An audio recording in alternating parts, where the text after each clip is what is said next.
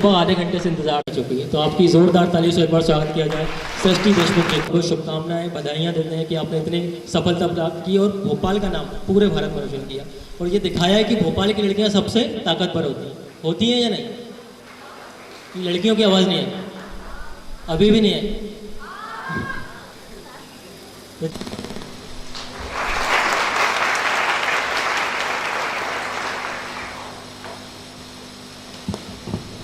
नहीं, आप इनसे अच्छे से वाकिफ हैं, लेकिन फिर भी औपचारिकता के तौर पर मैं आपको इनका, आप भोपाल के कॉर्मल कॉन्वेंट हायर सेकेंडरी स्कूल से पढ़ी हुई हैं। आपने 2018 में केमिकल इंजीनियरिंग से ग्रेजुएशन अपना पूरा किया। आपने पहले ही अटेम्प्ट में संघ लोक सेवा आयोग यानी यूपीएससी के अंदर सर्वप्रथम हम सृष्टि देशमुख जी को सुनेंगे। उसके बाद आपके सवाल कुछ बचते हैं तो हम सवाल लेंगे। उसके बाद अगर ऐसा लगता है कि आप मिलना भी चाहते हैं तो हम थोड़ा सा समय देंगे, लेकिन थोड़ा सा समय। तो मैं बिना किसी देरी करे आपको गौर किए हुए आमंत्रित करना चाहता हूँ सृष्टि देशमुख, आप सबको संबोधित करें। Good afternoon to everyone. सबसे पहले तो I would like to thank Vandana ma'am जिन्होंने मुझे यहाँ पे इनवाइट किया और आप सबसे आज बात करने का मुझे मौका मिल रहा है। So thank you so much ma'am. एक बात मैम से भी मैं अभी के बारे में सुनती थी कि वहाँ पर लेक्चर्स अच्छे होते हैं, ऑफिसर्स आते हैं, उनको सुनने का मौका मिलता है। तो और मैं थोड़ा दूर रहती हूँ तो मुझे कभी मौका नहीं मिला कि मैं यहाँ आऊँ और सारी फैसिलिटीज़ का मतलब उपयोग करूँ। तो आज वो मेरा जो सपना है, काश अभी सोचा था, वो आज पूरा हो गया है। तो आज पढ़ाई करके आज आप सबके बीच आने का मौका मिला। तो मेरी जर्नी के बारे में अगर कुछ कहूँ कि कैसे मैंने यूपीएससी की सिविल सर्विस जो परीक्षा है वो पास की और अच्छी रैंक हासिल की। तो सबसे पहले तो ये बता देती हूँ कि कोई भी यूपीएससी एस्पिरेंट जो पढ़ाई करता है, मैं भी वैसे ही हूँ, और उस वक्त ये लगता था कि बस लिस्ट में अपना नाम देख लूँ, है ना, कभी शब्द देख लूँ कि चलो एक कुछ सिलेक्ट हो गई हूँ। तो मेरे लिए भी एक बहुत अच्छा प्लेजेंट सरप्राइज़ था कि मैं अच्छी रैंक ले पाई। और उसके लिए ना केवल मम्मी पापा के आशीर्वाद और पूरे परिवार का साथ और कुछ खास दोस्त रहे जिन्होंने हमेशा मुझे मोटिवेट किया, और उसके अलावा कुछ टीचर्स, मेंटर्स जिनके मैं कांटेक्ट में रही। तो उन सबको मैं इस चीज़ का मैं कहूँगी जो कहते हैं श्रेय देना चाहूँगी मेरी सफलता के लिए। अब थोड़ा सा प्रिपरेशन पर आती हूँ। तो मैं ये आप मतलब है ना, सीरियस सेशन नहीं रहेगा, आप मुझसे इंटरैक्ट कर सकते हैं, आप मुझसे जो भी चाहे पूछ सकते हैं। पहले तो मैं अपनी तरफ से जितनी भी चीज़ें कवर करना चाहूँगी वो करती हूँ। तो पहले ये जानना चाहूँगी कि आप में से कितने लोग हैं जो यूपीएससी एग्ज़ाम देना चाह रहे हैं? ठीक है। और मतलब और भी आप दूसरी परीक्षाओं के लिए पढ़ाई करते होंगे, है ना? तो जब हम पढ़ाई करते हैं तो कुछ चीज़ें कॉमन रहती हैं, चाहे आप रेलवे की एग्ज़ाम दे रहे हो, चाहे आप गेट की एग्ज़ाम दे रहे हो, चाहे आप एसएसबी का फॉर्म भर रहे हो, यूपीएससी का। तो कुछ चीज़ें ना हमेशा कॉमन रहती हैं। तो वो जो कॉमन चीज़ें हैं आज उन पर हम थोड़ी सी बातचीत करेंगे। एक, हम लोग मध्य प्रदेश से हैं, हम सब लोग मध्य प्रदेश से हैं या बाहर से भी है कोई? सो मध्य प्रदेश से हैं। तो दो मैंने एक नेमोनिक सोचा था, एम और पी। तो I will talk about 2 M's and 2 P's। ठीक है, तो आपको याद भी रह जाएगी चीज़। ठीक है, तो पहले P से स्टार्ट करते हैं। The first P is about productivity, कि कितना हम टाइम अपनी पढ़ाई को दे रहे हैं और उससे हम कितना आउटपुट ले पा रहे हैं, है ना। कई बार ऐसा होता है कि हम 10 से 12 मतलब है ना बिल्कुल गिन करके बैठे हैं, सुबह से इतना टाइम लगा रहे हैं, पर फिर भी अगर हम एंड में देखते हैं तो हम उतने टेस्ट सॉल्व नहीं कर पाते। क्या आपके साथ ऐसा हुआ है? तो ये चीज़ का प्रॉब्लम है, मेरे साथ भी होता था ऐसा ही। ये प्रोडक्टिविटी की प्रॉब्लम है, टाइम हम उतना लगा रहे हैं पर उतना रिजल्ट नहीं मिल पा रहा है। तो उसके लिए तो एक चीज़ ये की मैंने कि जितने भी डिस्ट्रैक्शन हमारे एनवायरनमेंट में होते हैं, जैसे कि हमारा फ़ोन सबसे बड़ा, उसका जो यूट्यूब का ऐप है, उससे जो रिकमेंडेड वीडियोज़ में हम चले जाते हैं, उन चीज़ों को थोड़ा सा मैंने कम किया। उसके अलावा और भी जितनी चीज़ों में हम इन्वॉल्व रहते हैं इंटरनेट पर पढ़ाई के अलावा, उनको मैंने थोड़ा सा लिमिट करने की कोशिश की। और दूसरी चीज़, कहीं ना कहीं अपने आप को एक थोड़ा सा टाइम टेबल में बांधने की कोशिश की। हमारा हर दिन अलग होता है ना।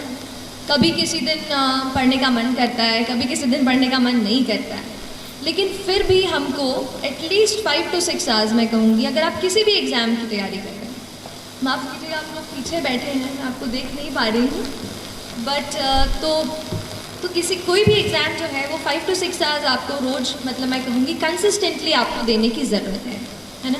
और उसके लिए आप अपना एक कुछ छोटा सा रूटीन, भले ही सोने के पहले आधा घंटा अपना दिन जो है दूसरा वो आप प्लान कर लीजिए, क्योंकि हर दिन नया होता है। अगर एक दिन आप टाइम टेबल बना दिया, यहाँ से यही करूँगा, और एक वीक आप सोचो कि फॉलो हो जाए, तो मुझसे वो फॉलो नहीं हो पाता था। तो मैं ये करती थी कि सोने के पहले थोड़ा सा आधे घंटे में कल क्या क्या टॉपिक्स पढ़ने हैं, क्या क्या चैप्टर्स कवर करने हैं, वो सब एक बार मैं लिख लिया करती थी। एक ये करना चाह रही हूँ प्रेपरेशन की। तो प्रेपरेशन में अगर यूपीएससी स्पेशली बात करूँ तो मेरे पूरे प्रेपरेशन के 2 इम्पॉर्टेंट पिलर्स रहे। एक था करंट अफेयर्स। करंट अफेयर्स इसलिए एक इम्पॉर्टेंट पिलर है क्योंकि ज़्यादातर एग्जामिनेशन आप देखेंगे तो बहुत ज़्यादा आजकल ना डायनामिक होती जा रहे हैं, कि वो ये नहीं जानना चाहते कि चलो शाहजहाँ ने बना दिया ताजमहल, वो तो हमें पता है, अब उसकी आगे की बात करो। तो अब जो डायनामिज्म एग्ज़ाम में आ रहा है उसके लिए करंट अफेयर्स पे आपकी पकड़ अच्छी होनी चाहिए। और करंट अफेयर्स के लिए मैंने न्यूज़पेपर को जो है सबसे ज़्यादा अच्छे से पढ़ा। पहले इंडियन एक्सप्रेस, मतलब पहले तो द हिंदू पढ़ती थी, फिर जब इंटरव्यू मेरा पास आया तो फिर मैंने द इंडियन एक्सप्रेस भी शुरू किया पढ़ना।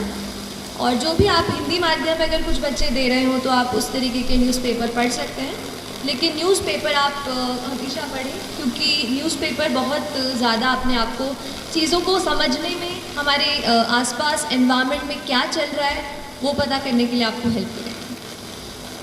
करंट अफेयर्स को मैं इसलिए स्ट्रेस कर रही हूँ क्योंकि मैंने ज़्यादातर अपनी प्रेपरेशन करंट अफेयर्स से खींच के की। जैसे कि एक एग्जाम्पल के लिए देख लीजिए कि कहीं आपने पेपर में पढ़ लिया कि कोई एक एनिमल है जो, मतलब जिससे ना पोचिंग, आप पोचिंग समझते हैं, पोचिंग हो रही है उसकी, and you know poachers are being caught, कि पकड़ लिया गया है जो भी इसके शिकार कर रहे हैं, ठीक है। तो या तो हम ऐसा कर लें कि इसका नोट बना लें कि ये एनिमल है, इसका शिकार हो रहा है और पकड़े गए, खत्म। या तो फिर आप एक काम करें, आप देखें कि वो एनिमल कौन सा है, इंटरनेट पे फटाफट गूगल सर्च किया, पता किया उसका IUCN स्टेटस क्या है। IUCN स्टेटस पूछता है ना, क्रिटिकली एंडेंजर्ड है कि क्या है, एंडेंजर्ड है, एक्सटिंक्ट हो गया है, क्या है, वो आपने पहले से सर्च कर लिया। फिर आपने देखा कि उस एनिमल वो कहाँ पाया जाता है, कौन से नेशनल पार्क में इट इज़ फाउंड। अच्छा चलिए असम में मिलता है, तो असम में और कौन से नेशनल पार्क्स हैं। मतलब एक पॉइंट पकड़ के न्यूज़पेपर का आपको उसके साइड में जितनी भी चीज़ें हैं वो उसी वक्त कवर कर लेनी है। उससे होगा क्या, उस दिन का आपका एनवायरनमेंट का एक सेक्शन कवर हो जाएगा। ऐसा करके पॉलिटी हो गई, या फिर जो भी हम, जैसे हम साइमल्टेनियस इलेक्शन के बारे में पढ़ते हैं, या फिर और भी प्रेसिडेंशियल पार्लियामेंट इलेक्शंस के बारे में पढ़ते हैं, उनसे रिलेटेड जो भी न्यूज़पेपर में आ रहा है, फिर आप उसकी और डीप में स्टडी कर रहे हैं, है ना। एक ये चीज़। जो दूसरा मेरा प्रिपरेशन का पिलर था वो था टेस्ट्स। देखिए पढ़ते तो हम सब हैं, लेकिन हमें पता कैसे चले कि हमारा स्टैंडर्ड क्या है। देखिए अगर हम अभी आपसे बात कर रहे हैं तो वहाँ कोई दिल्ली में बच्चा बैठा है जो पॉलिटी की लक्ष्मीकांत खोल करके दूसरा पेज पूरा रट रहा होगा, बात सही है। तो वो जो है ना, टाइम का हमेशा याद रखिए, टाइम हमेशा याद रखिए कि आपका टाइम सबसे ज़्यादा ज़रूरी है। अगर आप अपना वक्त निकाल कर इस पढ़ाई को दे रहे हैं, हमारे लाइफ के हम कलरफुल यूथ के ईयर्स अगर हम पढ़ाई को दे रहे हैं तो अपना 100% दीजिए। और टेस्ट्स आपको ये बताएंगी कि आपका स्तर क्या है प्रेपरेशन।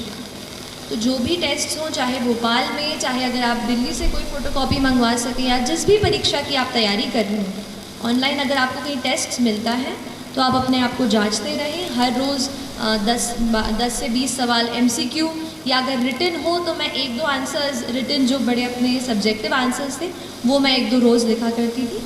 तो उससे मुझे आइडिया होता था कि मैं किस स्टैंडर्ड का लिख रही हूँ और क्या उससे मेरा कुछ चांस है सिलेक्शन का। तो ऐसा अपने आप को आप जांचते रहिए। तो हमने 2 पीस कवर कर लिए हैं ना। पहला पी कौन सा था? अच्छा, मतलब आप सुन रहे हैं मेरी बातें, अच्छी बात है। दूसरा था प्रिपरेशन। अब थोड़ा सा पी हो गया है तो M की बात कर लेते हैं। एक M मैंने जो हमें दिमाग में चीज़ जो है हमारे पुश करता है। अच्छा, इसके पहले मैं M की तरफ आऊँ, एक चीज़ बताऊँगी कि किसी भी एग्ज़ाम की जब हम प्रिपरेशन करते हैं उसके 2 पहलू हैं। एक, आप क्या पढ़ते हैं, कौन सी किताबें पढ़ते हैं, कितने टेस्ट लगाते हैं, कितने घंटे देते हैं, ठीक।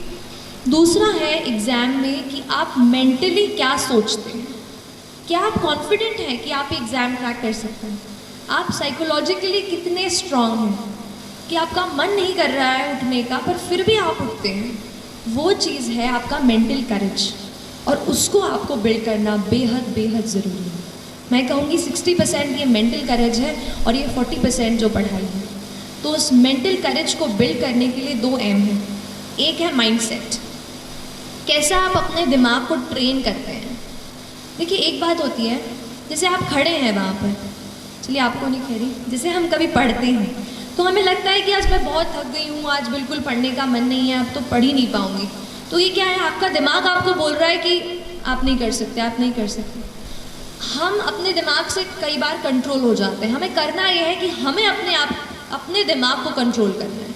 हमें उसको बताना है कि नहीं, आज अगर मैंने सोचा है कि मुझे ये चैप्टर कंप्लीट करना है तो मैं करके रहूँ।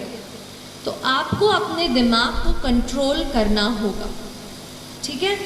जब तक हम अपने माइंड को, अपने हार्ट को नहीं एक जगह फोकस कर पाएंगे, तब तक हम अच्छे से फोकस नहीं कर पाएंगे। तो ये चीज़ आप अपने आप को ज़रूर बताते रहिए। और जो दूसरा एम की मैं बात करती हूँ वो है मोटिवेशन। तो कई बार ऐसा पूछते थे, मैं भी जब पढ़ रही थी तो इंटरनेट पे ऐसे यूट्यूब पे सर्च करती थी हाउ टू स्टे मोटिवेटेड। तो लेकिन वो चीज़ मुझे बाद में समझ आई कि बाहर का कोई इंसान मुझे नहीं बता सकता कि how will I stay motivated. तो फिर थोड़ा अंदर मुझे झांकना पड़ा और तब मुझे समझ आया कि मैं कैसे मोटिवेट हूँ। तो फिर जब आपको मन करे ना कि आज तो हो गया, आज बहुत पढ़ाई कर ली, तब अपने आप से पूछो कि ऐसा क्या है जिसने मुझे पुश किया कि मैं ये करियर चुनूँ। ऐसा क्यों है कि मैं एसएसबी के एग्ज़ाम के लिए बैठ रही हूँ या बैठ रहा हूँ। Why is it. अगर आपका वाई तगड़ा है ना तो आप पूरी जर्नी से अच्छे से निकल जाओगे। इसलिए अपने वाई को, why do you want to join the civil service, why do you want to clear this exam, that is very very important. So don't start कि अगर करूँगा तो अच्छा वो मिल जाएगा, प्रेस्टीज मिल जाएगी। अगर आप प्रेस्टीज को सोच कर अगर आप सिविल सर्विस का एग्ज़ाम देने जा रहे हैं तो माय डियर फ्रेंड्स, ज़्यादा दिनों तक वो आपको मोटिवेट नहीं रख पाएगा। मोटिवेशन आपको कहीं ऐसी जगह से आना चाहिए कि अगर आप कहीं जा रहे हो, किसी बच्चे को देखते हो, किसी दुकान पर काम करते हो, तो क्या आप ये सोचते हैं कि वो बच्चा वहाँ पे नहीं होना चाहिए, वो बच्चा अभी स्कूल में होना चाहिए। क्या हम कुछ कर सकते हैं अपनी पढ़ाई से? क्या हम किसी ऐसे पोजीशन पे पहुँच सकते हैं कि उस बच्चे को वहाँ से निकाल कर स्कूल में भर्ती करा दें? तो ये चीज़ आपको मोटिवेट करनी चाहिए। जिस दिन आप सोसाइटी से जुड़ने लगेंगे और समझने लगेंगे कि कुछ और लोग हैं जो अनफॉर्चुनेट हैं, हम बहुत लकी हैं और हम उनकी मदद कैसे करें, तो फिर बहुत जर्नी जो है ना आसान हो जाती है। तो एक ये चीज़ मोटिवेशन की थी कि आप खुद अपने आप को मोटिवेट करिए। मैं लकी रही कि मैं मम्मी पापा के साथ रहकर, घर में रहकर पढ़ाई की मैंने। तो जब भी कभी बोर होती थी, मम्मी से बातचीत कर लेती थी किसी टॉपिक के बारे में। आप भी अपने मम्मा से, पापा से या डियर फ्रेंड, आपके भाई बहन जो भी हों, उनसे इस बात का डिस्कशन करें। और इसके अलावा डिस्ट्रेस भी हूँ। और एक और बात मैम से बात करते हुए मुझे याद आई कि मुझे ज़रूर आपसे शेयर करनी चाहिए, वो है हमारा न्यूट्रिशन और हमारा पूरा जो न्यूट्रिशन हम लेते हैं। देखिए हमारा दिमाग, आपने पढ़ा होगा ना साइंस में, कितना % वाटर होता है? Our brain is what %, how much % is it water? 70%, yes. So close to 70% of our brain is just water. और अगर हम वाटर ही, पानी ही नहीं पियोगे तो कैसे पढ़ाई होगी? इसलिए हमेशा आपको हाइड्रेटेड रहना है। पढ़ाई के बाद जूस, अच्छा चाय कॉफ़ी नहीं, हाँ, जूस एंड अच्छा पानी, या तो जूस नहीं हो तो पानी, प्लीज़ हाइड्रेटेड रखिए अपने आप को। अपने टेबल पे हमेशा ये चीज़ रखिए। और दूसरी चीज़ है न्यूट्रिशियस फूड। तो मैम तो बिल्कुल मम्मा जैसे रखती हैं आपको, तो आप बिल्कुल न्यूट्रिशियस फूड लेते रहिए जहाँ भी आप रहते हैं। प्लीज़ आप अगर हॉस्टल में रहते हो तो प्लीज़ अपने आप को कभी भी वो मत कीजिए, क्योंकि हमारी बॉडी जब स्ट्रांग होगी ना तभी अपन अच्छे से हेल्दी होकर पढ़ पाएंगे। तो don't compromise on that front. और इसके अलावा एक चीज़ और कहना चाहूँगी यूपीएससी के कॉन्टेक्स्ट में थोड़ा स्पेसिफिकली, कि 2 चीज़ें सबसे ज़्यादा आपको पूरे इसमें मार्गदर्शन देंगी। पहली चीज़ है यूपीएससी का सिलेबस। बड़ा क्लीशेड लगता है ना, हर कोई बोलता है सिलेबस सिलेबस, पर वही सबसे ज़्यादा ज़रूरी है, क्योंकि सिलेबस में लिखा हर एक वर्ड उससे एक 15 मार्क का सवाल बन सकता है, जो आपकी रैंक को यहाँ से यहाँ ले आए। तो आपको हर जो वर्ड यूपीएससी सिलेबस में या जिस भी एग्ज़ाम की आप तैयारी कर रहे हैं वो लिखा है, आपको हर इसके अलग से, मतलब मैंने ये कोशिश की कि जो भी नोट्स मैं बना रही हूँ मैं खुद बनाऊँ, और जो भी रिसोर्सेज से, भले ही ऑनलाइन रिसोर्सेज से हो या स्टैंडर्ड बुक से हो, उनसे मैं पढ़ूँ और ख़ुद अपने हाथ से नोट्स बनाऊँ। जब मैं लिख लेती थी अपने हाथ से तो मुझे वो प्रोसेस करते हैं ना, इन्फॉर्मेशन अच्छे से प्रोसेस हो जाती है। तो हर एक का अपना अपना तरीका होता है, आप अपना तरीका पहचानिए कि आपको कैसे वो चीज़ समझ में आ रही है ना।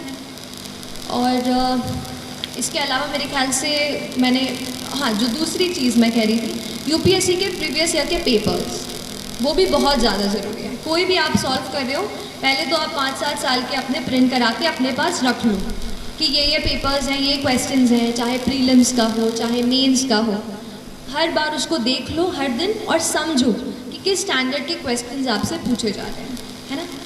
तो ये 2 चीज़ें आपके अल्टीमेट मार्गदर्शक हैं। बाकी तो आप अपनी, मतलब ये है ना कि मैं जो आज बोल रही हूँ ना आपके सामने खड़े होके, ये कुछ चीज़ें मैंने किसी से सुनी है, कहीं पढ़ी है, कहीं यूट्यूब पे कोई टॉपर का वीडियो देखा और शायद वहाँ से सीखी हूँ। तो ये कोई मेरी, मतलब मैंने ऐसे बिल्कुल, है ना, अलग कुछ ऐसा मैं बता वो ऐसा नहीं है। जो भी प्रिपरेशन मैंने की उस पर ही बता रही हूँ कि हम सीखते हैं, इसलिए आप खुद अपनी स्ट्रैटेजी, आप अपने आप को पहचान कर अपनी स्ट्रैटेजी खुद बनाइए। मुझसे एडवाइस लीजिए, लेकिन आप वही कीजिए जो आपको लगता है कि आपके स्ट्रेंथ और आपके वीकनेस के हिसाब से काम आएगा, है ना। यहाँ पे एक चीज़ मेरे दिमाग में आ रही है, वो है प्लानिंग की। प्लानिंग और अपने नोट्स का ऑर्गेनाइजेशन बेहद ज़रूरी है। अगर आप एग्ज़ाम, आपको डेट जैसे पहले आ जाती है, यूपीएससी की डेट 1 साल पहले आ जाती है। जैसे 1 साल पहले जब मैं दे रही थी तब पता चल गया था कि अगले साल 2 जून को पेपर होने वाला है प्रीलिम्स का, ठीक।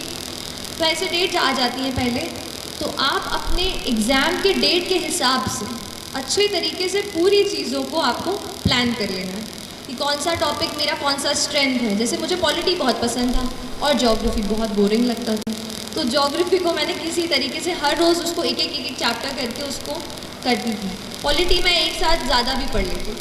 तो ऐसा अब अपना खुद का स्ट्रेंथ पहचानो कि किस टॉपिक के साथ आप ज़्यादा टाइम स्पेंड कर सकते हो या किसके साथ कम, उस तरीके से उसको कवर करने की कोशिश करें। और तो अभी ये तो मैंने ब्रॉड टच कर दिया है। इसके अलावा जो भी आपको सवाल मुझसे पूछने हैं आप पूछ सकते हैं। जब हम आंसर लिखते हैं तो हमारे अंदर क्या अप्रोच होनी चाहिए आंसर लिखते टाइम, क्योंकि हमारे पास बस 9 से 10 मिनट का समय रहता है आंसर लिखते समय, तो क्या क्या इंग्रेडिएंट्स हमें उनमें डालने चाहिए जिससे हमारा एक आंसर है वो अच्छा आंसर बने। Towards the end? Yes. So yes, answer writing बहुत ज़्यादा ज़रूरी है। अच्छा हुआ पूछ लिया, मुझसे मिस हो गया था, thank you.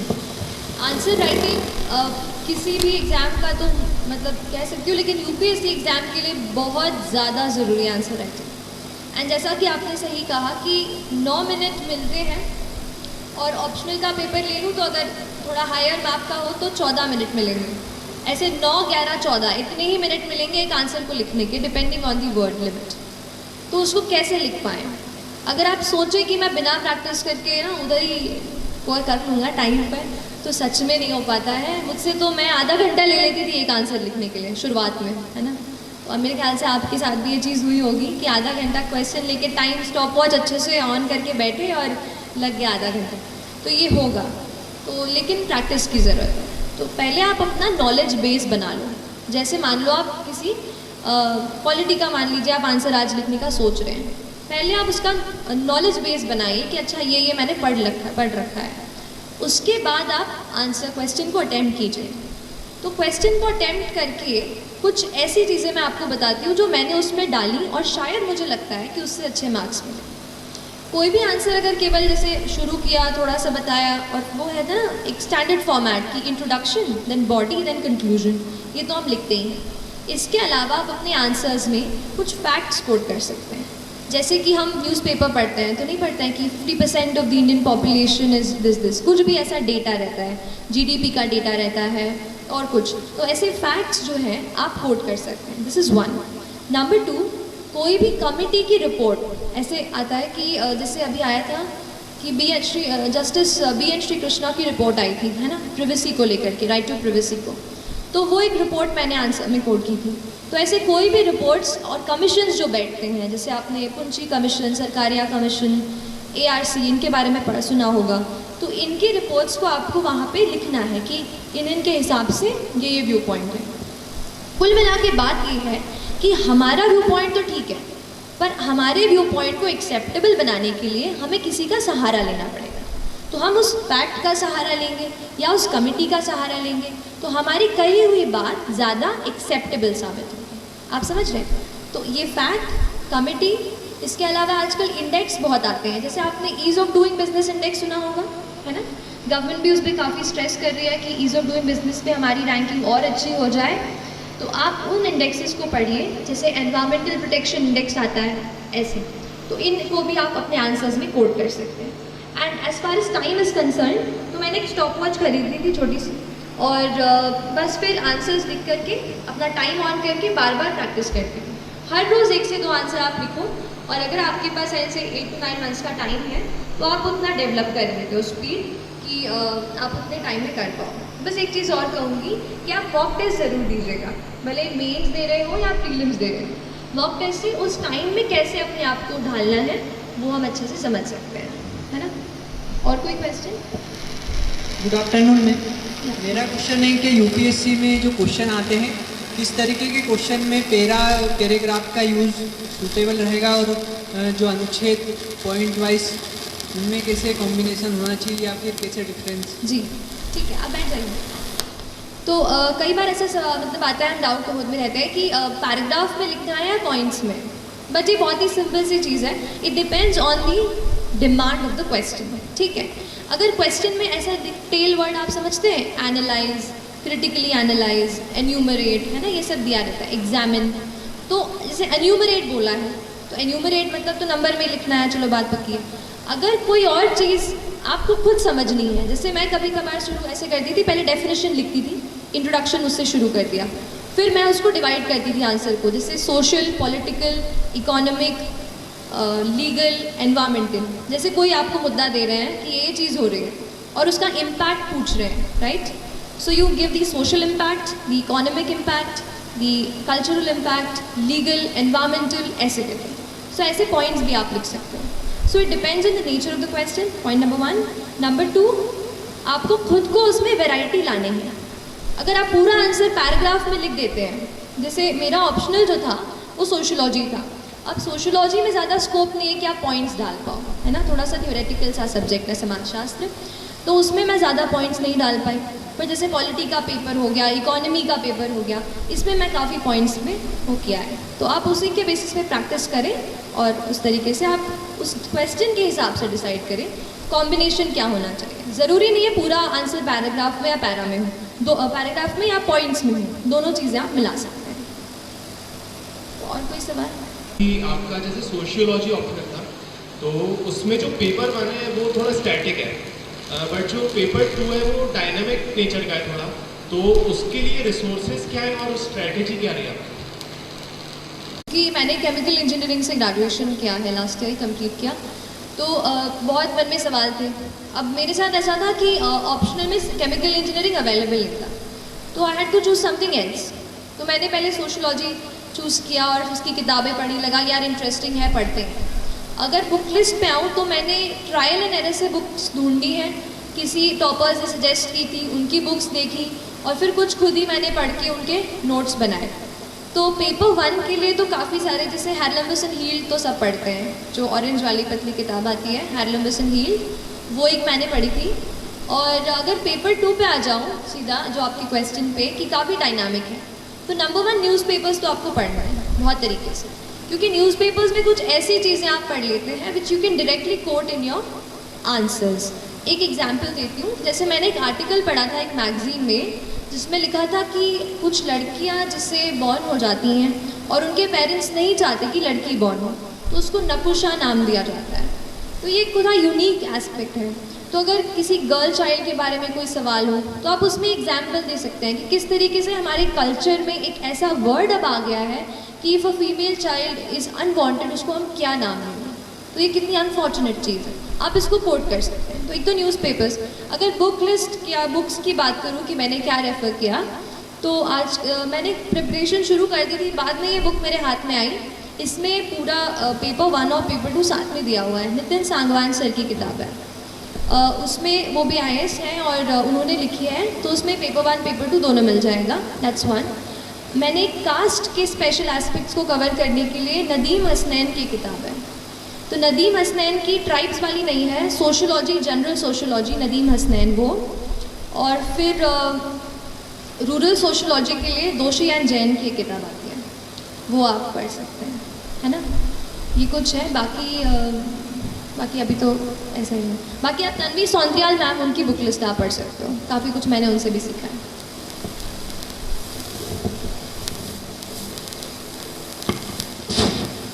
Good morning ma'am.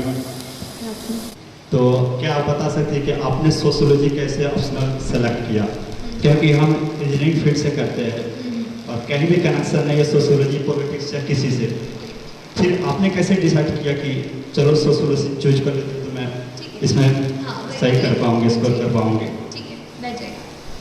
तो कैसे चूज़ किया, जैसे मैं ये टच कर ही रही थी अभी पिछले सवाल में कि सिर्फ केमिकल इंजीनियरिंग नहीं था ऑप्शन में, ठीक है, तो मुझे कुछ और ही चुनना था। अब केमिस्ट्री ना बहुत अलग हो जाती है केमिकल इंजीनियरिंग से, तो फिर मैंने कुछ ऐसा सब्जेक्ट 2 मेरे दिमाग में थे, one was political science, the other was sociology.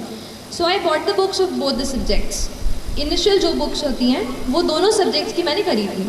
आपको भी अगर डाउट आ रहा हो ऑप्शनल में, तो आप 2-3 आपको डाउट आ रहा हो उसकी किताबें आप ले लो, जो बेसिक उसकी बुक्स हैं उनको आप एटलीस्ट एक वीक के लिए पढ़ो। उसके बाद आपको खुद समझ में आ जाएगा कि कौन सा सब्जेक्ट है जिसके साथ में सबसे ज़्यादा टाइम बिता सकता हूँ। क्योंकि ऑप्शनल जो है, जैसे UPSC में 500 मार्क्स का है, तो it really makes a change to your score. तो ऐसा ही सब्जेक्ट चूज़ कीजिए विच यू इन्जॉय रीडिंग, जो आपको एक बर्डन ना लगे, है ना। कोई ट्रेंड्स पे या कितना स्कोर कर रहे हैं टॉपर्स, ये सब पे मत जाइए। आपका पर्सनल इंटरेस्ट है, उसके बेसिस पर ही आपको ऑप्शनल चूज़ करना है ना।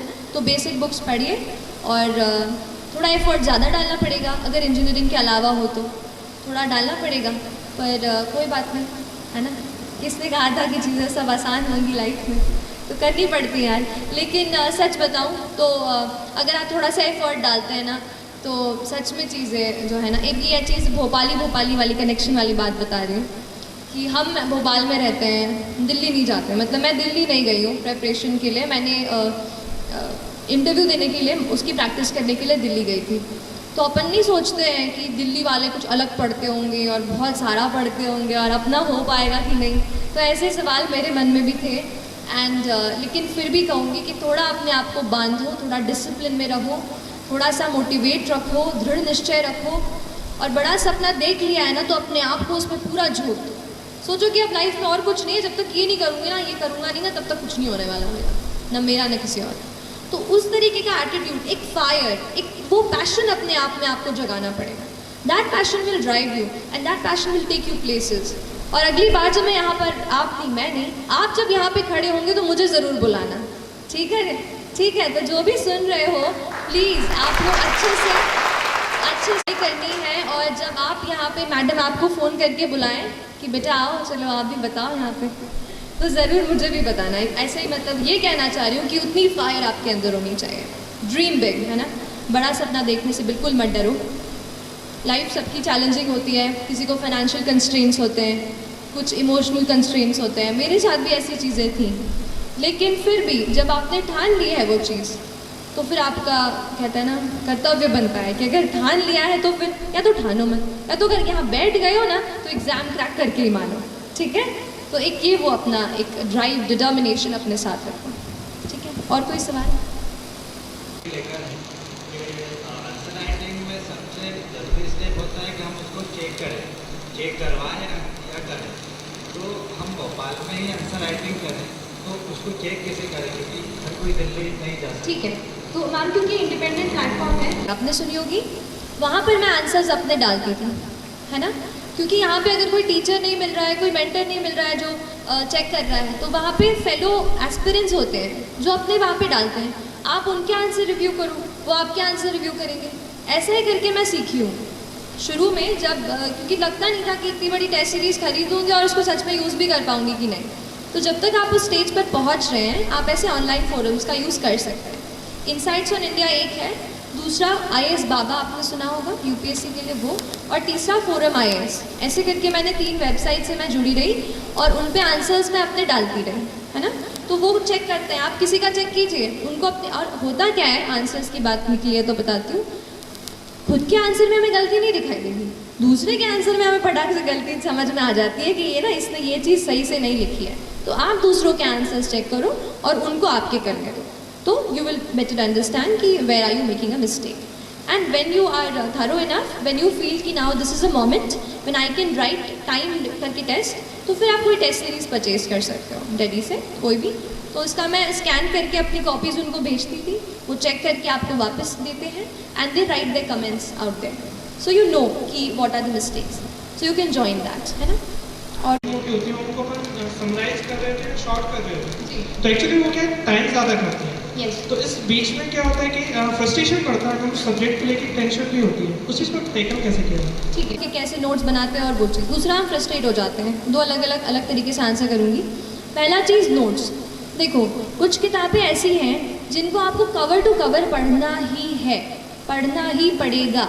अब उसके नोट्स आप बना लोगे तो या तो आप फोटोकॉपी करा लो, या तो फिर हम क्या करेंगे, कुछ छोड़ देंगे, वो चीज़ नहीं होनी चाहिए। अब जैसे पॉलिटी की लक्ष्मीकांत है, वो तो कवर टू कवर ही पढ़नी है आपको। मॉडर्न इंडिया की स्पेक्ट्रम की राजी वहीर आती है, वो आपको कवर टू कवर पढ़नी है। कुछ किताबें जैसे DD बासु हो गई, कोई अगर पॉलिटी के नेक्स्ट लेवल पे पढ़ रहा है, DD बासु पढ़ रहा है, तो उसके केवल आप नोट्स बनाओ। तो आप डिसाइड करो कि आपके एग्जामिनेशन के नीड के हिसाब से कौन सी किताब आपको पूरी पढ़नी है और कौन सी की आपको नोट्स बनाने हैं। नोट्स का टाइम, जैसे सोशियोलॉजी, अब उसमें हमें अलग अलग किताबों के रेफ़र करनी पड़ी, तो फिर मैंने उसके नोट्स बनाए, अदरवाइज़ फिर बुक से ही पढ़ी। और दूसरी चीज़ फ्रस्ट्रेशन, तो नोट्स बनाते टाइम नहीं, पढ़ते टाइम बहुत फ्रस्ट्रेशन होता है। और हर टाइम मतलब है ना, फ्रस्ट्रेशन और डीमोटिवेशन, ये सब चीज़ें हमारा पीछा करती रहती हैं। पर कुछ ऐसे खास दोस्त बनाओ जो हो सकता है उस फील्ड के नहीं हो, लेकिन आपको मोटिवेट करें कि भाई तू कर सकता है, कि girl you do it, you know. और आपके कोई मतलब आपके भाई बहन हो या आपकी ममा हो, उनसे शेयर कीजिए कि मैं इस फील्ड में जाना चाहती हूँ, आई वॉन्ट योर मोटिवेशन। ऐसे किसी इंसान को अपना बेस्ट फ्रेंड साथी बनाइए पूरी जर्नी में और सपोर्ट लीजिए, क्योंकि फ्रस्ट्रेशन होगा पर उस पर हमें, जैसे मैंने कहा कि हमें अपने दिमाग पे कंट्रोल करना है, दिमाग हमें कंट्रोल ना करे, है ना। इस चीज़ का आप ध्यान रखिए। और कोई आप पूछ रहे थे? करते हैं सोशियोलॉजी में, तो मैंने सुना है कि वहाँ पे बोलते हैं कि आपने अगर जनरली लिख दिया तो उसमें आपको आंसर नहीं नंबर नहीं मिलेंगे, और आपने अगर सोशियोलॉजिकल एंगल से उसको लिखा तो आपको ज़्यादा नंबर मिलेंगे। तो वो आप थोड़ा एक्सप्लेन करें। देखिए, कॉमन सेंस ये है कि आप मुझे यहाँ पर बैठकर सुन रहे हैं, ठीक है, आप कुछ इससे सीख कर जाएंगे, ठीक है, हो गई बात ख़त्म। अब इसको सोशियोलॉजी के तरीके से कैसे देखेंगे कि आप सबको हम देख लेंगे, कितने मेल्स हैं कितने फीमेल्स हैं, आप पे थोड़ा रिसर्च करेंगे, आप घर जाके पढ़ाई कर रहे हैं कि नहीं कर रहे हैं, और फिर एक डेटा निकालेंगे कि जिन बच्चों ने यहाँ पे सेशन अटेंड किया था उन्होंने इतनी अच्छे से पढ़ाई की, इन्होंने अच्छे से पढ़ाई नहीं की, तो उस स्पीच का कितना इम्पैक्ट रहा, कितना इम्पैक्ट नहीं रहा। जब मैं उस रिसर्च फाइंडिंग को कोट करके बताऊँगी तो वो सोशियोलॉजी, और जब मैं ऐसे ही कह दूँगी कि हाँ ये जो लड़की है ना ये बहुत अच्छा पढ़ने वाली है, ये कॉमन सेंस। तो फिर मैम, तो सोशियोलॉजी में हमें थिंकर्स को कोट करना है, कोई भी थिंकर जो हो जिसने कोई बात कही हो, जैसे हर एक टॉपिक के अपने अपने थिंकर्स हैं। अभी तो मुझे थोड़ा ब्रशअप करना पड़ेगा, मतलब क्योंकि मैंने मेंस अक्टूबर में दिया था, उसके बाद मैंने ज़्यादा सोशो को नहीं छुआ है, बट स्टिल जैसे कुछ थिंकर्स हैं, जैसे ऑन्द्रे बेते हैं, है ना, इंडियन थिंकर है, लुई डुमॉन है, ऐसे थिंकर्स को आपको कोट करना है आंसर्स में।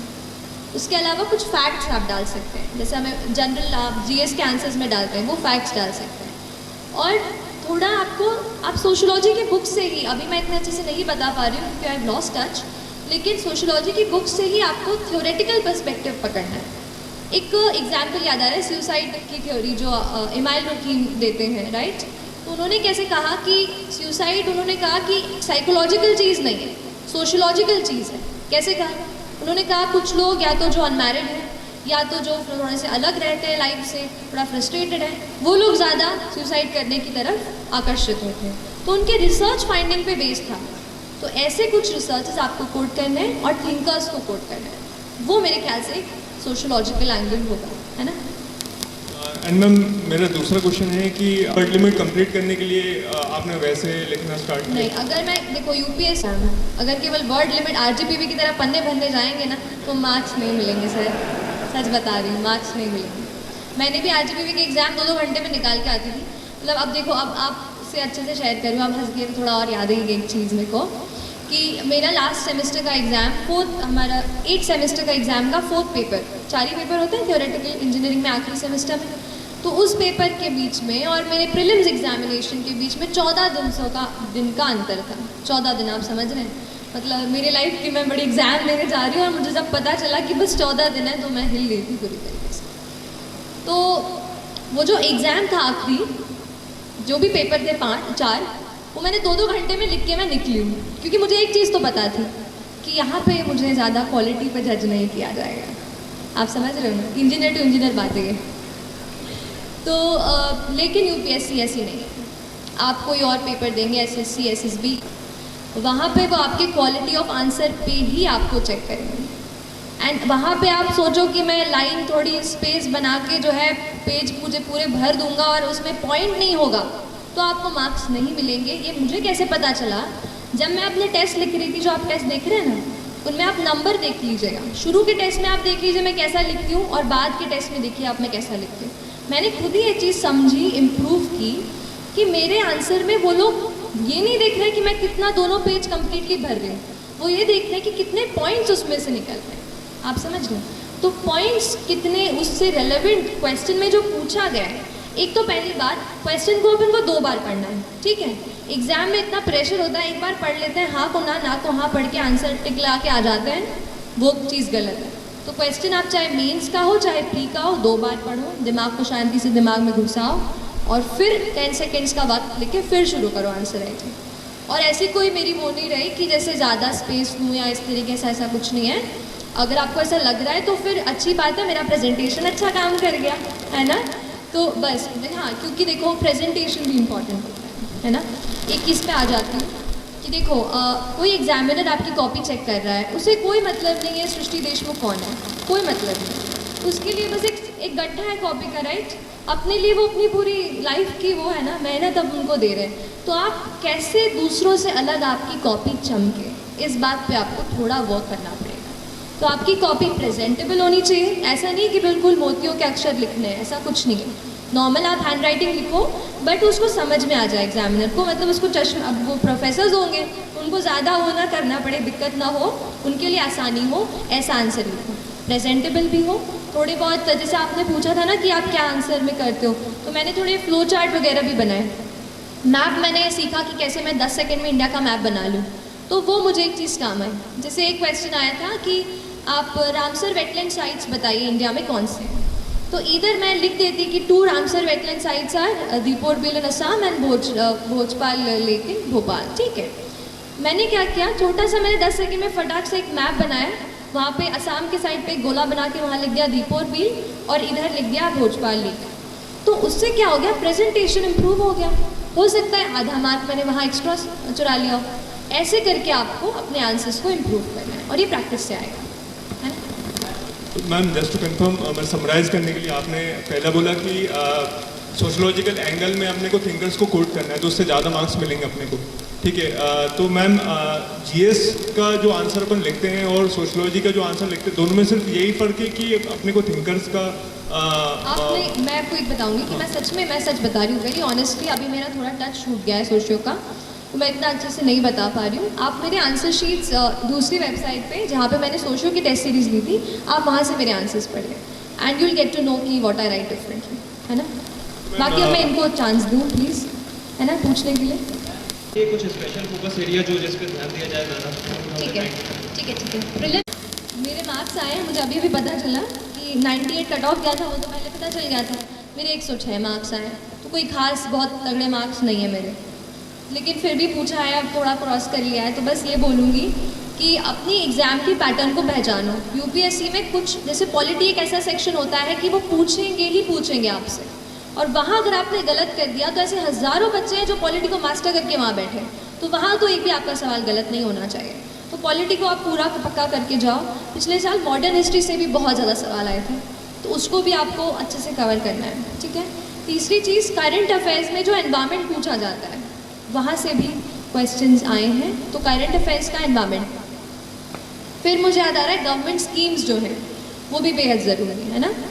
प्रधानमंत्री उज्ज्वला योजना, ये योजना, वो योजना, सारी योजनाओं को लिख लो एक पेज पे कि ये इस मिनिस्ट्री की है, वो उस मिनिस्ट्री की है, और वैसे उसको याद करने की कोशिश करो, है ना। तो ये कुछ इंपॉर्टेंट पॉइंट्स हैं, पॉलिटी और modern history, environment, current affairs. और हाँ, आजकल ना बुद्धिज़्म जैनिज़्म से बहुत सवाल आने लग गए हैं। पिछले साल ही 2 सवाल आ गए, तो अब वो मुझे कहीं नहीं मिला, तो मैंने एग्ज़ाम के एक दिन पहले बस विकीपीडिया का बुद्धिज़्म और जैनिज़्म का पूरा पेज पढ़ लिया। उसी से वो स्थानकवासी मुझे आ गया और एक मैत्रेय करके क्वेश्चन था वो मुझे आ गया। तो ऐसे कुछ आपको खुद ढूंढना पड़ेगा कि कौन सा कहाँ से पूछ रहे हैं, क्योंकि आप गारंटी तो नहीं ले सकते कि एनसीईआरटी पढ़ लिया है तो एनसीईआरटी से सवाल आ ही जाएगा। थोड़ा सा आपको एलिमिनेशन टेक्निक से भी प्रैक्टिस करना पड़ेगा, है ना। एलिमिनेशन आप समझते हैं कि ये नहीं है, ये तो हो ही नहीं सकता, ये इसमें डाउट है, और ये, तो इन दोनों में फिर कौन सा बेस्ट है, ऐसा एलिमिनेशन करके भी आपको आंसर्स पे पहुंचना होगा। मैं कहूँगी 100 सवालों में से 30 से 35 सवाल आपको डॉट श्योर आने चाहिए। उसके बाद के जो 20-25 हैं उस पर आप खेल सकते हो कि कहाँ कौन सा है, कौन सा थोड़ा बहुत दिमाग लगा के, इंटेलिजेंट गेस, है ना। ऐसा रैंडम गेस भी नहीं लगाना है, इंकी पिंकी टाइप्स, है ना। तो प्लीज़, अच्छे होते हैं जिन्हें छोड़ना ही होता है, जो किसी को नहीं आता। तो वहाँ ये मत सोचो कि अरे इतनी पढ़ाई की है, ये सवाल तो मुझे करके ही जाना पड़ेगा, नहीं। वहाँ पे अपने आप को बोलो कि ये किसी को नहीं आ रहा होगा, मुझे भी नहीं आ रहा, नेगेटिव नहीं करा खड़ा होगा, ऐसा है। थोड़ा अपनी स्ट्रैटेजी आप खुद बनाओ कि 100 क्वेश्चंस को मैं कैसे अटेम्प्ट करने वाला हूँ, ठीक, हाँ, है ना, ठीक है। तो इन्होंने ये पूछा कि मेंस में हम जो नोट्स बनाते हैं उनको किस तरीके से टॉपिक वाइज अरेंज किया मैंने, और कैसे मुझे फिर एग्ज़ाम में मैंने कैसे उसको किया कि मुझे उस टाइम पे याद हो जाए।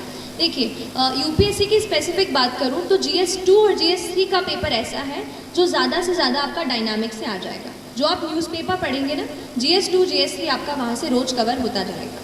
तो उसके लिए तो आंसर राइटिंग ही मैंने की, और आंसर राइटिंग से ही मुझे टॉपिक्स पता चल गए थे कि ये। जहाँ तक नोट्स की बात है, तो जो भी एडिटोरियल आते थे ना द हिंदू में या इंडियन एक्सप्रेस में, उनके मैं नोट्स बनाती थी।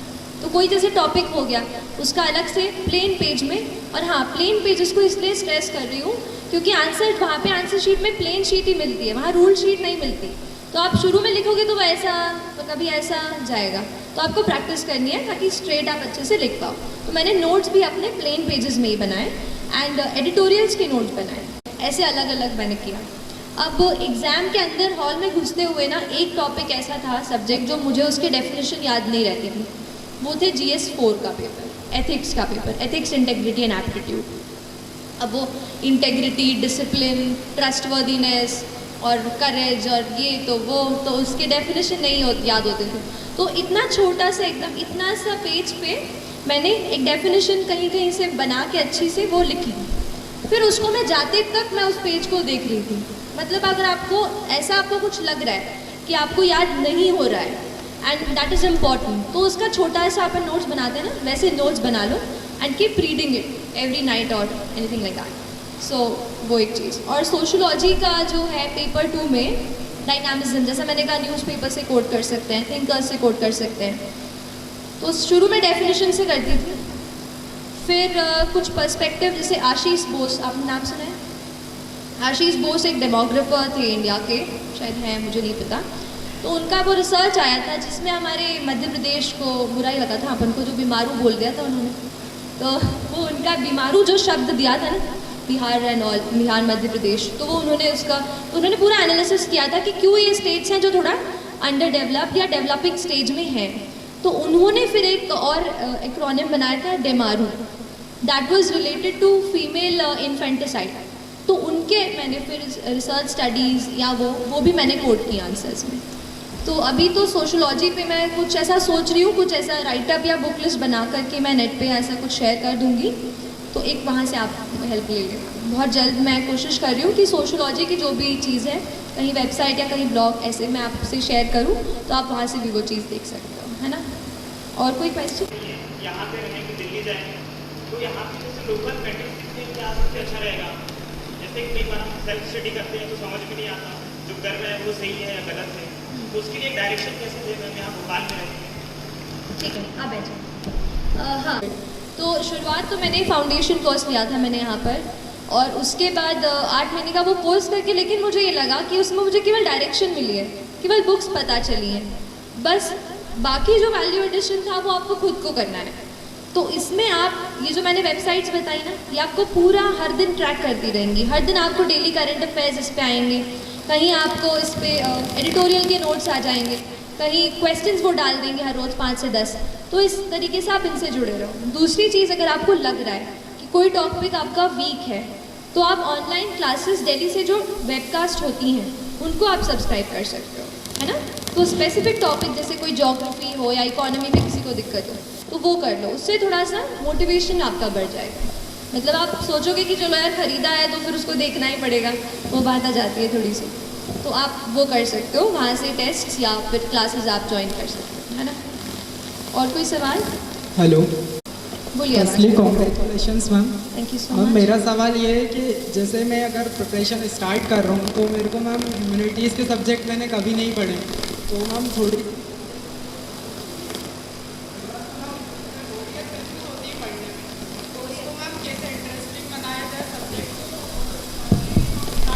तैयारी, तो शुरुआत में प्रिपरेशन से शुरू किया जाए ताकि हम आगे उसमें वर्क कर सकें। ठीक है, तो ह्यूमैनिटीज़ पढ़ना शुरू किया है तो सीधा बुक से शुरू मत करो। मैंने क्या किया था, न्यूज़पेपर्स उठाए थे सबसे पहले।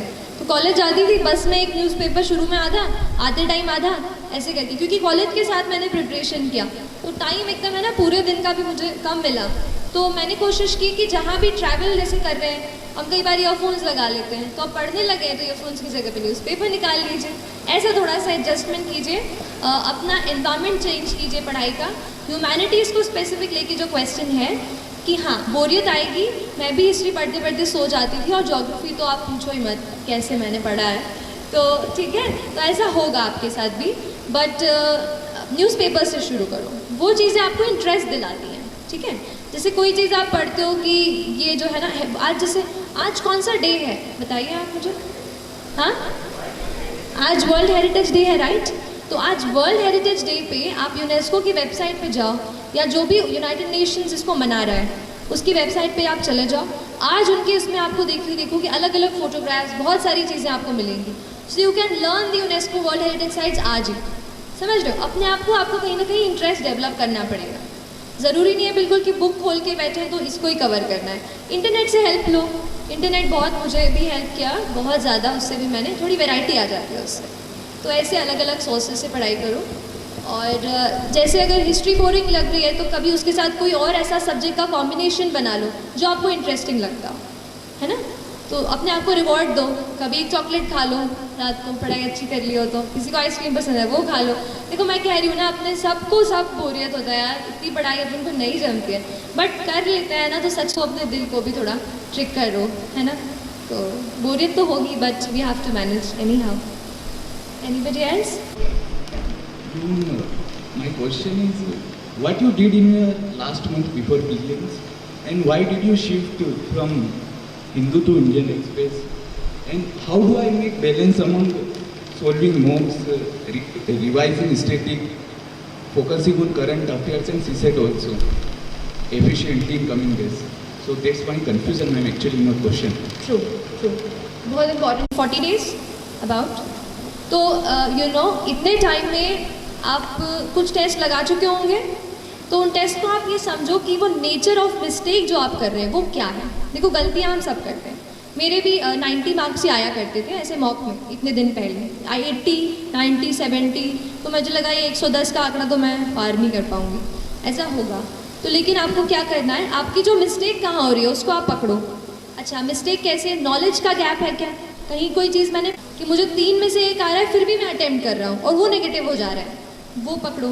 कभी कभार हम सिली मिस्टेक कर देते हैं, ए का बी का डी मार्क कर देते हैं, तो क्या ऐसी मिस्टेक है? अपने नेचर ऑफ मिस्टेक को एनालाइज करो। और अगर आपको ये लगता है, मेरे साथ ऐसा हुआ था कि मेरा नॉलेज का गैप सामने आ रहा था कि this thing I have not studied, तो उस टाइम पे फिर मैंने पेपर लगाना कम कर दिया और थोड़ा अपनी रीडिंग पे, स्टडिंग पे फिर से फोकस किया। ठीक है, तो आप स्टडिंग पे फिर से जाओ, जो आपका वीक एरिया है, जहाँ आपके क्वेश्चंस गलत हो रहे हैं, आप उसको फोकस करो। और क्या सवाल आपने इसके साथ पूछा था?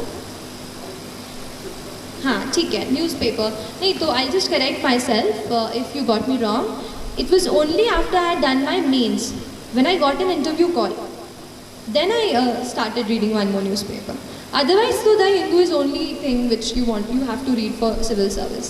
Otherwise, आप जो ऑनलाइन आर्टिकल्स आते हैं जैसे Live Mint, right, Live Mint पे काफ़ी आर्टिकल्स आते हैं। PRS लेजिस्लेटिव रिसर्च आपने सुना होगा, वहाँ पे आर्टिकल्स आते हैं, तो वो आप पढ़िए। इंटरव्यू में ये रहता है थोड़ा सा ओपिनियन आपको ज़्यादा पता होना चाहिए, क्योंकि एक ही ओपिनियन पढ़ेंगे तो उनके सामने मल्टी डिमेंशनल आंसर नहीं बता पाएंगे। इसलिए फिर मैंने आफ्टर इंटरव्यू कॉल फिर मैंने दूसरा पेपर उठाया। बाकी तो एक भी ख़त्म नहीं होता यार पूरा, दूसरा कैसे पढ़ेंगे, है ना। टेस्ट एंड यू फाउंड कि आपकी अभी गलती हो रही है, तो फिर आप स्टडी पे जाओ ना, है ना। बाकी एनीवेज कमिंग टू, जैसे लास्ट मैं कहूँगी 15-20 डेज में आप 1 वॉक पर डे ऐसा करके, और थोड़ा उसी टाइम में, जैसे पेपर कब है, एडमिट कार्ड आ जाएगा तो पेपर का टाइम पता चल जाएगा, राइट, 9 से 11 है क्या है, तो उसी टाइम में बैठ करके यहाँ पे बॉटल रखी, यहाँ पे वॉच रखी, वैसे ही टाइम में अपने आप को बैठ के प्रैक्टिस करवाओ। ठीक है, क्योंकि गर्मी बहुत होने वाली है 2 जून को, तो अपने आप को उस एनवायरनमेंट में भी ढालना बहुत ज़रूरी है। तो इस प्रकार से कर सकते हो, कभी 1 वॉक पर डे, नहीं तो 50 क्वेश्चंस पर डे, या तो मिक्स लगा लिया कभी, या कभी लग रहा है कि आज मुझे एनवायरनमेंट का रिवीजन करना है तो एनवायरनमेंट के 50 सवाल लगा लिए, ऐसा। It depends totally on you कि आपकी नीड क्या है, आपको नीड पहले अपनी खुद की पहचाननी है ना। और कोई सवाल? और एक ही बार दिए हैं, बट जर्नी से मुझे ये लगा when I was into the process of preparation कि यूपीएससी आपको कोई बायस नहीं रखता है। देखिए, आप समझने की कोशिश कीजिए, पीटी आया, पीटी गया, पीएमटी आया, पीएमटी गया, पर यूपीएससी की जो ऑथेंटिसिटी है, जो उसकी क्रेडिबिलिटी है, वो आज तक मेंटेन है। आज तक जो बच्चे उसमें से सिलेक्ट होते हैं वो आज IAS officers, IPS, all India service, IRS में जाके सर्व कर रहे हैं। तो उस एग्जामिनेशन और उस इंस्टीट्यूशन की जो क्रेडिबिलिटी है वो बेहद हाई है, और वो इसलिए क्योंकि वो कोई बायस नहीं रखते हैं कि हिंदी माध्यम का बच्चा है या तेलुगु माध्यम में लिख रहा है तो उसको हम नहीं वो करेंगे। तो मुझे नहीं लगता कि उस इंस्टीट्यूशन में कोई बायस है। अगर कोई कमी आ रही है जो मुझे लग रहा है, जिसकी वजह से जैसे हम देखते हैं कि हिंदी माध्यम में जो छात्र दे रहे हैं उनका अगर रेशियो कम है, तो मेरे पर्सनल ओपिनियन में शायद जो है ना मटेरियल का दिक्कत आ रहा है। आजकल इंग्लिश में इंटरनेट पे वेबसाइट्स हैं, सब इंग्लिश में रहती है, तो उनसे, जैसे मैं इंग्लिश मीडियम से थी तो मैं कोई भी वेबसाइट पे जो भी मटेरियल हो उसको मैं एक्सेस कर पा रही थी। पर शायद अगर कोई हिंदी माध्यम का छात्र है उसके लिए शायद मटेरियल की दिक्कत आ रही है। लेकिन मेरे ज्ञान में आया है कि कुछ कोचिंग्स ऐसी हैं या कुछ जैसे वेबसाइट्स हैं जो हिंदी में ही मटेरियल प्रोवाइड करते हैं। तो अगर आपका माध्यम हिंदी हो तो ये मन में बिल्कुल ना सोचिए कि यूपीएससी आपसे भेदभाव करेगा या उससे आपको कम मार्क्स देंगे। अगर आप में काबिलियत है, आप सही तरीके के आंसर्स लिखते हैं, जो पूछा है वो आप बताते हैं, तो आपको ज़रूर मार्क्स मिलेंगे, है ना। और कोई सवाल? Thank you so much. Ma'am, मेरा क्वेश्चन ये है कि जब आंसर राइटिंग करते हैं मेंस के लिए तो बहुत लेंथी हो जाता है, और कभी कभी स्पीड भी मेंटेन नहीं हो पाती, और स्पीड होती है तो क्वालिटी मेंटेन नहीं हो पाती है, और बहुत प्रैक्टिस करने के बाद भी नहीं हो पाता है पूरे पेपर सॉल्व। ठीक है, अगर प्रैक्टिस करने के बाद एनालिसिस पे ज़्यादा टाइम दो अपने आंसर पे। आप तो खुद का आंसर लो कि देखो कि मैं कितना, ये टॉपिक है, चलो ठीक है। जब हम लिख लेते हैं और टाइम का कंस्ट्रेंट नहीं रहता, तब आप आराम से सोच सकते हो कि इस सवाल में मुझसे ये पूछा था कि 1857 के रिवोल्ट के बाद में इंडिया पे क्या इम्पैक्ट पड़ा, और फिर अगर ये नहीं होता तो क्या होता है, ऐसा कुछ जो भी मन से सवाल बना रही हूँ। तो वैसा सवाल आप क्या मैंने उस क्वेश्चन के नीड को, डिमांड को एड्रेस किया है कि नहीं, क्या मैंने ऐसे पॉइंट्स डाले हैं कि नहीं। तो भले ही आप सवाल लिखने, आंसर लिखने में आप 15 मिनट दे रहे हो, तो आंसर के एनालिसिस में आप भले ही 45 मिनट्स दो, पर analyse the question thoroughly whether और not I am able to address the demand of the question जो पूछा गया है। ठीक है, एनालिसिस करके आप समझ जाओगे कि यहाँ क्वालिटी की दिक्कत है। तो फिर आप, मैं कहूँगी शुरू में आप टाइम मत सोचो, आप सोचो ठीक है जितना टाइम ले रही हूँ लेने दो, धीरे धीरे वो हो जाता है। आप एकदम अपने आप को टाइम के कंस्ट्रेंट में मत बांधो, क्वालिटी पे ज़्यादा फोकस करो, है ना। एंड एक और चीज़ है, क्योंकि इन्होंने एक सेकेंड इनका सवाल क्योंकि गर्ल ने पूछा था, I just share one fact with you. 759 बच्चे सिलेक्ट हुए इस साल, ठीक है, फाइनल लिस्ट में यूपीएससी की। And there are just 182 girls ma'am, just 182 out of 759। मतलब हम 50-50 हैं और यहाँ पर हमारा इतना जेंडर इम्बैलेंस है। तो मैं सारी गर्ल्स जो अभी मुझे सुन रहे हैं, टेल यू प्लीज़ प्लीज़ खूब सारा अच्छे से पढ़ाई करो। ये जो जेंडर इम्बैलेंस चल रहा है ना 759 में से बस 182, ये हमें बढ़ाना है बस सिलेक्शंस, ठीक है। तो प्लीज़ ऑल द गर्ल्स, हमारे पास डिस्ट्रैक्शन कम होते हैं ना, दोस्त नहीं होते बाहर ऐसे घूमने फिरने के लिए ज़्यादा, तो उस चीज़ का थोड़ा फ़ायदा उठाओ और अच्छे से प्लीज़ अपने आप को डेडिकेट होकर पढ़ाई करो please. This message is specially for girls, otherwise तो सबके लिए ही बोल रही हूँ। आप पूछिए प्लीज़। जब हम स्टडी करते हैं उस टाइम कुछ डेटा ऐसा होता है जो हमें याद नहीं रहता है, और आंसर राइटिंग करते टाइम या टेस्ट सीरीज देते टाइम हम वो फॉरगेट कर जाते हैं, ठीक है। तो इससे क्या होता है मैम, हमारी स्टडी में जो हम और आगे करने वाले होते हैं तो थोड़ा डिप्रेस्ड हो जाते हैं और माइंड सेट नहीं बनता। देखिए डेटा की जाने क्या किया, एक डेटा कॉपी करके, डेटा बुक करके एक अलग से छोटी सी नोटबुक बना ली। तो जो भी मुझे डेटा जहाँ भी मिलता था सब कुछ मैं उसमें नोट कर लेती। जब एक चीज़ एक जगह पे एक वो सारी कैटेगरी की चीज़ एक साथ आ जाती है ना, तो याद करना आसान हो जाता है। तो जो भी कहीं आप डेटा पढ़ रहे हो उसको आप अलग से लिख लो, और जब आप नया डेटा उसमें ऐड करोगे तो पुराना वाला देख लो कि पहले मैंने क्या लिखा था। ऐसे ही करके रोज़ रोज़ जब आप उसमें भरते जाओगे उसको, तो पुराना भी देखते चलो, ऐसे रिवाइज करते चलो, है ना। अपने दिमाग को हमें ट्रेन करना है, उससे सारे कचरा जो है ना वो निकालना है, और काम की चीज़ हमें उसमें डालनी है जो हमें वहाँ पे 2 या 3 घंटे में याद आनी चाहिए, ठीक है। तो ऐसा धीरे धीरे करके ट्रेन होगा माइंड आपका। ग्राफ तो एग्जामिनर का हमसे क्या एक्सपेक्टेशन होता है कि जब वो कोई क्वेश्चन पूछ रहे हैं तो उसका हमारे क्या क्या फैक्ट होने चाहिए हमारे उस बात पे कि हम हमारी पूरी बात उनके सामने रिप्रेजेंट कर सकें। ठीक है, ठीक है, आप बैठ जाओ। बोलूँ एक चीज़ बोलूँगी कि इंटरव्यू बहुत ज़्यादा हाइप्ड है चीज़। आपको मेरा स्कोर कुछ 1068 रहा और उसमें से केवल मेरे 173, मतलब एक बहुत कम रेशियो है जो इंटरव्यू के मार्क्स हैं। तो मैं ही कहूँगी जब तक आप उस स्टेज पे पहुँचोगे ना कि जब आप इंटरव्यू दे रहे हैं तब आप इतना पढ़ लेते हो कि आप दूसरे का इंटरव्यू ले लोगे, ठीक है। तो नॉलेज में तो कोई दिक्कत नहीं आएगी। अब कमिंग टू द फैक्ट कि यूपीएससी क्या एक्सपेक्ट करता है, देखिए वो आपसे नॉलेज कूट चुका है, वो प्रीलिम्स आपसे पूरा निकलवा चुका है, 100 MCQ आपसे करवा लिए, फिर ना 90 सवाल भी मेंस में उन्होंने सॉल्व करवा लिए। अब उन्हें आपके नॉलेज से इतनी वो नहीं है, डाउट्स नहीं है। अब वो आपको देखकर ये समझना चाहते हैं कि क्या ये कैंडिडेट इज़ ही और शी फिट, कि हम इसको इतनी रिस्पॉन्सिबिलिटी दे पाएँ, क्या इसमें वो इतना पेशेंस है, क्या वो अपने आप को एक्सप्रेस कर पा रहा है। क्योंकि जॉब ऐसी है ना कि आपको लोगों से जुड़ा रहना पड़ेगा। अगर आप अपने आप को कैबिन में बंद करके बस फाइल पुश करते रहेंगे तो असली में हम इम्पैक्ट नहीं डाल पाएंगे। तो क्या वो एक्सप्रेस कर पा रहा है अपनी चीज़ को, और कॉन्फिडेंट रहें। क्योंकि देखिए सारी चीज़ें सबको नहीं आती हैं, हम एनसाइक्लोपीडिया तो नहीं है, तो कोई चीज़ रह जाएगी। मेरे भी इंटरव्यू में एक सवाल उन्होंने पूछा था कि कुछ ऐसा पूछा था कि आप केमिकल इंजीनियरिंग से हो तो पॉलीमर्स का एग्रीकल्चर में क्या यूज़ होता है। अब वो चीज़ मुझे उस वक्त नहीं याद आई, तो मैंने थोड़ा 5 सेकंड रुकी, फिर मैंने कहा कि sir I am unable to recollect at this moment, I will read about it. तो ऐसा करके मैंने वो सवाल वो किया और फिर वो दूसरे सवाल पे आ गया। तो ऐसा कुछ नहीं है कि आपको हर चीज़ आनी चाहिए, इट्स जस्ट दैट आपका जो डिटेल्ड एप्लीकेशन फॉर्म है, जो बैकग्राउंड है, you should know everything about it. जैसे मैंने अपनी स्कूलिंग कामिल से की तो मैंने थोड़ा कामिल की हिस्ट्री पढ़ ली कि बाई चांस उनका नाम इस पर अटक जाए तो वो उससे कुछ पूछ ले। तो ऐसा आप करो और बैकग्राउंड अच्छे से प्रिपेयर करो and be ready and be confident.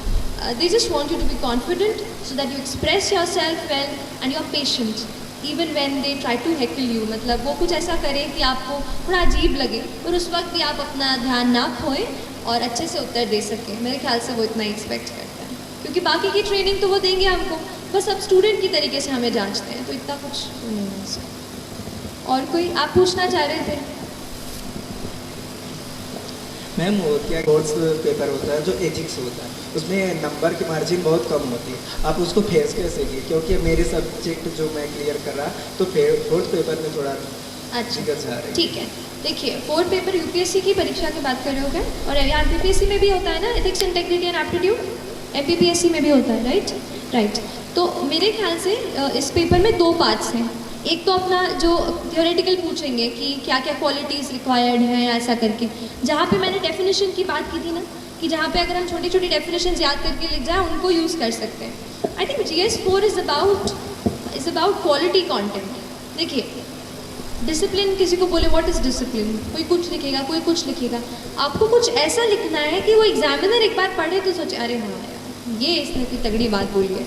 और कुछ एग्जाम्पल लगाइए आप अपने रियल लाइफ के। जैसे एक एग्जाम्पल मैं थोड़ा सा अपने रियल लाइफ से करके गई थी कि ऑनेस्टी आप ऑनेस्ट कितना रहते हैं सिविल सर्वेंट। तो अपना जो लाइसेंस होता है, आप सब में से किसके पास लाइसेंस है? Driving license? बस गाड़ी सब चलाते हैं? अरे यार ऐसा मत कर। तो लाइसेंस का ऐसा हुआ था कि वहाँ पे मैं गई और फिर कोई कह रहे थे जैसे रिलेटिव कि आप ये इनको पे कर दो एजेंट को और वो आपका लाइसेंस बनवा देगा। मैंने कहा नहीं, जो ऑफिशियल प्रोसीजर है उससे करेंगे। मुझे 5 दिन लग गए, 5 दिन मुझे ऑफिस के चक्कर काटने पड़े, बट एटलीस्ट मेरे मन में वो सेटिस्फैक्शन रहा कि मैंने ऑफिशियल प्रोसीजर से किया है और किसी एडिशनल इंसान को, मिडिल मैन को पैसा नहीं दिया है। तो एक वो चीज़, जैसे ये पर्सनल एक्सपीरियंस की बात होती है, तो कोई ऑनेस्टी पे कोई पूछ रहा है कि how will you be honest, तो आप कोट कर सकते हो कि ये मेरा पर्सनल एक्सपीरियंस है। ऐसा कहीं आपने कहीं एनेक्डोट पढ़ लिया, किसी की बात पढ़ ली कि कुछ, अभी मैं कहीं पढ़ रही थी मध्य प्रदेश में एक ऐसी कहीं जगह है, जगह की नाम नहीं याद आ रहा है, जहाँ पर लड़कियाँ मैकेनिक का काम सीख रही हैं। तो वहाँ पर जो है बहुत अचंभा हो रहा है, बहुत सारी लड़कियां जो और बाहर जैसे काम के लिए नहीं जा पा रही हैं, वो गांव में ही अपने वहीं पे जिला में ही जो भी गाड़ियां आती हैं उनको रिपेयर कर देती हैं। तो कितनी यूनिक बात है ये। तो विमेन एम्पावरमेंट की कोई बात चल रही हो एथिक्स के पेपर में, तो ऐसा कोई एग्जाम्पल आप कोट कर सकते हो। तो एक ये चीज़ आप डेफिनेशंस, और दूसरी चीज़ जो केस स्टडीज़ की आती है ना, हमें सिचुएशन दे दी जाती है कि you are in this situation, now what will you do. तो इसकी प्रैक्टिस आप करो। उस एक बुक आई थी एथिक्स इंटेग्रिटी एंड एप्टीट्यूड की, जिसमें केस स्टडीज़ ही दी थी बस। तो वो बुक मैंने ली थी, उन केस स्टडीज़ को मैंने अच्छे से पढ़ा और फिर मैंने अपना पर्सपेक्टिव सोचा कि मैं अगर उस पोजीशन में हूँ तो एक एथिकल इंटीग्रल मतलब ऐसा ऑफिसर मैं क्या सोचूंगी उस वक्त, वो घर पे आपको प्रैक्टिस करनी है। और एथिक्स का जनरली पेपर लंबा होता है, तो उसका राइटिंग की स्पीड आपको ध्यान रखनी पड़ेगी। तो ये 2-3 चीज़ें हैं ना आपको। और कोई Any more questions here? It's taking too much long and thanks to जो मैम इंग्लिश मीडियम के लिए जो है रिसोर्सेज बहुत ज़्यादा है, तो हिंदी मीडियम वाले बच्चों के लिए रिसोर्सेज कम है। Yes. तो मैम जो हम आंसर राइटिंग करते हैं तो हम हमारी कॉपी कैसे चेक करें? देखिए मैं ऐसे चीज़ों के कांटेक्ट में नहीं आई हूँ जो हिंदी मीडियम वाले उसको करते हैं, लेकिन मुझे ऐसा लगता है कि लास्ट 5 को रिजल्ट आया था, आज 18 तारीख है। ऐसे बहुत सारे लोगों से मैं मिली हूँ जो इस इंडस्ट्री में काम कर रहे हैं एज ए टीचर या एज एन एस्पिरेंट। तो मैं उनके साथ कोशिश करूँगी कि मेरे से जितना हो पाए ये चीज़ बढ़े, क्योंकि ये मैं समझती हूँ कि हिंदी मीडियम के लिए थोड़ा सा मटेरियल का प्रॉब्लम हो रहा है। तो देखते हैं, बट आपसे ये कहूँगी थोड़ा सा मेहनत आपको थोड़ी ज़्यादा करनी पड़ेगी। आप थोड़ा नोट्स आप खुद अपने बनाओ और कुछ किताबें हैं उनको जो हिंदी में दी हैं उनको पढ़ो, या कोई इंग्लिश में पढ़ के इजी इंग्लिश जैसे थोड़ा बहुत तो आप समझ सकते हैं ना, तो उसको आप अपने आप पढ़ाते हैं। और जो हिंदी टेस्ट सीरीज़ लगाते हैं देते हैं है ना, जो आपके आंसर्स चेक करके आपको दें, ऐसे कुछ मैं समझती हूँ। क्योंकि मध्य प्रदेश में हम हैं और काफ़ी हिंदी माध्यम के बच्चे हैं, तो आप ऐसे किसी टीचर्स से जुड़िए। और आई सपोज मैम भी मतलब इस पर आप थोड़ा मैम देखिएगा, अगर बच्चों को हेल्प हो पाए, कोई भी टीचर अगर हिंदी माध्यम से बच्चों की कॉपियाँ चेक कर पाए है ना, तो ऐसा कुछ थोड़ा ढूंढना पड़ेगा। और अगर मेरे कांटेक्ट में कोई आता है तो मैं मैम को ज़रूर इन्फॉर्म करूँगी, तो आप उनसे पूछ लीजिएगा है ना, ठीक है। तो ख़त्म। मैं एक चीज़ मैं कल परसों एक यूट्यूब वीडियो देखी तो वो मैं आपके साथ शेयर करना चाहूँगी। बस ये बात है कि बिफोर आई से those lines, thank you so much for lending me your ears. आप लोगों ने मेरी बातें सुनी, मेरे से इंटरेक्ट किया मेरे साथ, और मुझे बहुत बहुत अच्छा लगा दैट अगर यहाँ से अगर आप 2 भी चीज़ अगर कुछ अपने प्रिपरेशन में इम्प्लीमेंट करेंगे तो पूरा मेरा यहाँ पे आना पक्के से सफल हो जाएगा, और अभी भी हो गया है। तो प्लीज़ आप अच्छे से पढ़ाई कीजिए और डिस्ट्रेस भी होइए, ऐसा नहीं है बस पढ़ाई करनी है। थोड़ा सा आप अपने दोस्तों के साथ मूवी भी देखिए, कभी फ़न टाइम भी इंजॉय कीजिए। लेकिन अगर आपने फोकस बनाया है, अगर you have decided that this is something that you have to do in your life, so I tell you there is nothing more powerful in this universe than a human being with a purpose. You know, if हम एक human being हैं, we are a ball of energy. अगर हम ये decide कर लें that we have a purpose in mind, then nobody can stop us. Believe in this thought. मैं यहाँ पे बिल्कुल वो चीज़ फॉलो करके आपके सामने खड़ी हूँ, and you can be here as well, है ना. तो please believe in yourself, don't get demotivated. If you get, फिर से अपने आप को ट्रैक पे ले आओ. और एक दो चार लाइन ही है कि डर मुझे भी लगता था फासला देखकर, डर मुझे भी लगता था फासला देखकर, पर मैं बढ़ता गया रास्ता देखकर. डर मुझे भी लगता था फासला देखकर, पर मैं बढ़ता गया रास्ता देखकर. खुद ब खुद मेरे नज़दीक आती गई, खुद ब खुद मेरे नज़दीक आती गई मेरी मंजिल मेरा हौसला देखकर, मेरी मंजिल मेरा हौसला देखकर. तो आप अपना हौसला बुलंद कीजिए, बड़ा सपना देखिए. बड़ा सपना देखने से डरिए मत, लेकिन जितना बड़ा आपने सपना देखा है उतनी ही बड़ी मेहनत करेंगे तो आप यहाँ आएंगे और फिर मुझे ज़रूर बुलाएंगे, है ना. चलिए, thank you so much for your time and I will take care.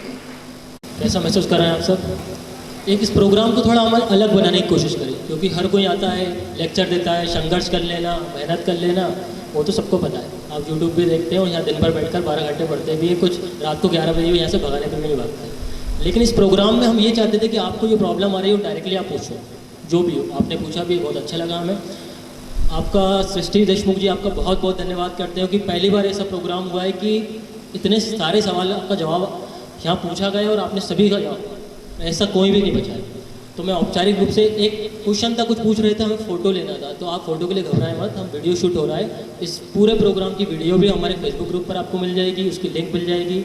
आप फ़ोटो चाहते हैं तो आपका एक प्रूफ फ़ोटो आप सबका करवाई जाएंगे. लेकिन उससे पहले मैं डॉक्टर वंदना शर्मा मैम को बुलाना चाहूँगा कि औपचारिक रूप से वो धन्यवाद दें. रूप से यहाँ औपचारिकता कहीं रही नहीं है. ऐसा लग रहा है सृष्टि हमारे साथ रही है हमेशा. और अब सृष्टि के ये सेशन के बाद मुझे देश के जो दूसरे बच्चे यूपीएससी में एग्ज़ाम दे रहे हैं उनके लिए ज़्यादा शुभकामनाएं देना पड़ेंगी, ऐसा लग रहा है. क्योंकि यहीं के बच्चे अगर सब सिलेक्ट हो गए तो उन लोगों को शुभकामनाएं देना ही हमारी ड्यूटी बनती है कि हम उन लोगों को भी शुभकामनाएं दें.